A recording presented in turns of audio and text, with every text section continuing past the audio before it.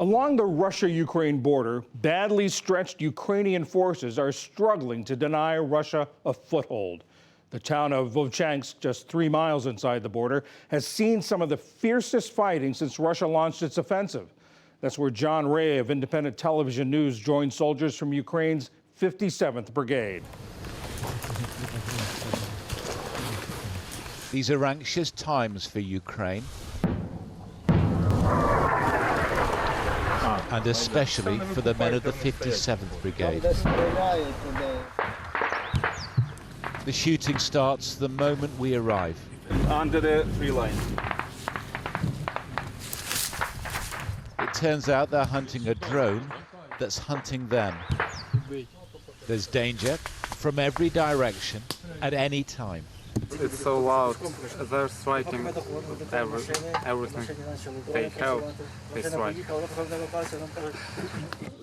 Oleg is a new recruit and already an exhausted veteran. Everything very difficult, very hard.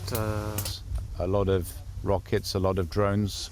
This is drones. Drones like a bees, everywhere. Everything. Only you hear is other what's striking. It's like rain, like rain. Have you had any rest? No, no. Then suddenly his unit is called back to the action. These men are being stretched to the limit. The battlefield is a wasteland of street-by-street fighting. Volchansk, one soldier tells us, exists now in name only. This was a hospital leveled by Ukrainian missiles after Russian soldiers took up positions inside. That is the sound of outgoing artillery. But the Russians have conquered this land once before, and now Ukraine is having to fight for it a second time. Little more than a week ago, this was a border. Now it's a battlefield. The men here have been rushed to this new front line, leaving defences elsewhere thin. Deep in his bunker, it's a fear shared by their commander. Yes, I really worry about that. There are a lot of Russians.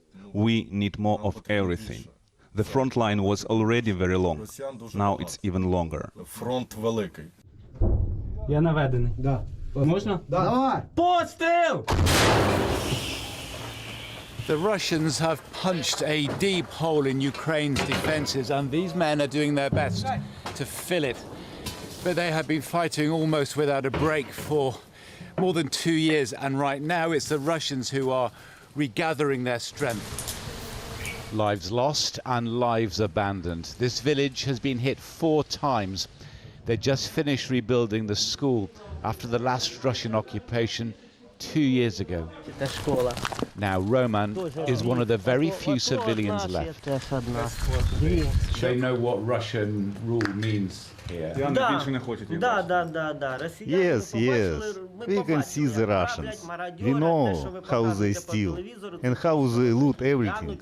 They take everything they can. They know there are more Russian troops further along this border, ready to move. A long summer of fighting lies ahead.